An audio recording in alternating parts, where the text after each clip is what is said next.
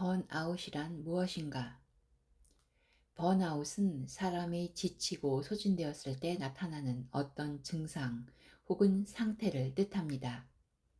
우리가 일반적으로 번아웃을 이야기할 때는 주로 직무와 관련된 상황을 가리킵니다.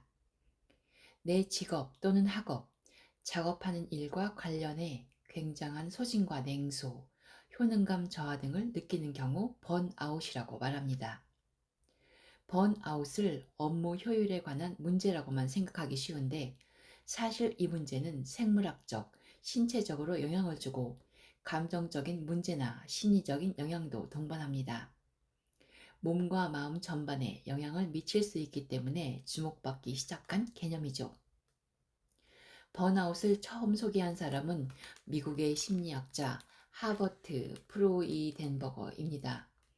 1974년 상담사들의 소진이라는 논문에서 약물 의존 환자들을 상담하는 전문가들이 무기력함을 설명하기 위해 소진이라는 단어를 사용한 것이죠.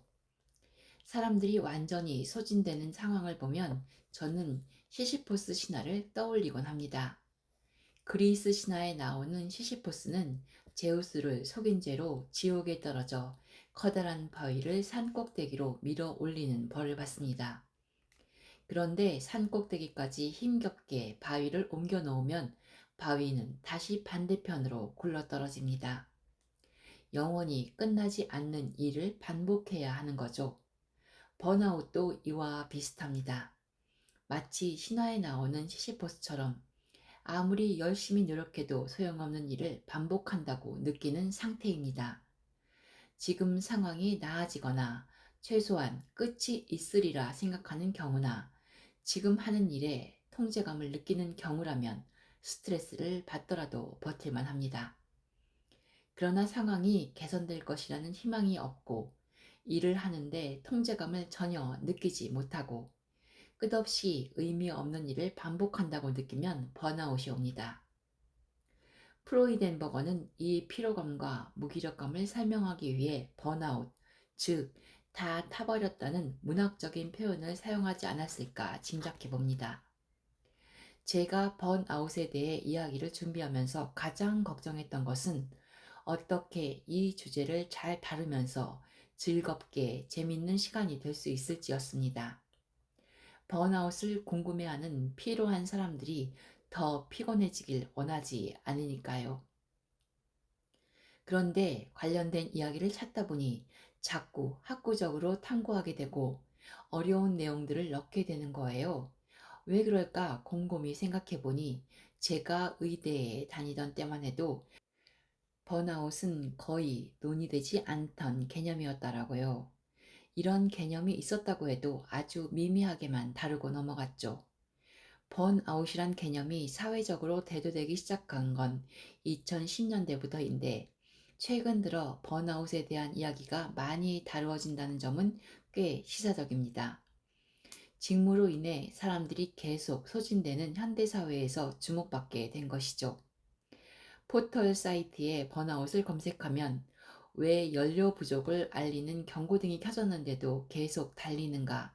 라는 질문이 나옵니다. 자동차의 연료가 떨어지면 차를 멈추든지 기름을 사오든지 아니면 빨리 주유소를 찾든지 해야 하잖아요. 그런데 연료 부족 경고등을 무시한 채 계속 달리는 경우를 번아웃이라고 합니다. 번아웃은 말 그대로 모두 타버렸다는 뜻입니다. 우리가 어떤 일에 후회 없이 최선을 다했을 때 의뢰, 하얗게 불태웠다라는 표현을 하죠. 나무를 적절히 태우면 검은 숯이 되고 그 숯은 불을 붙이면 오래가는 좋은 연료가 됩니다.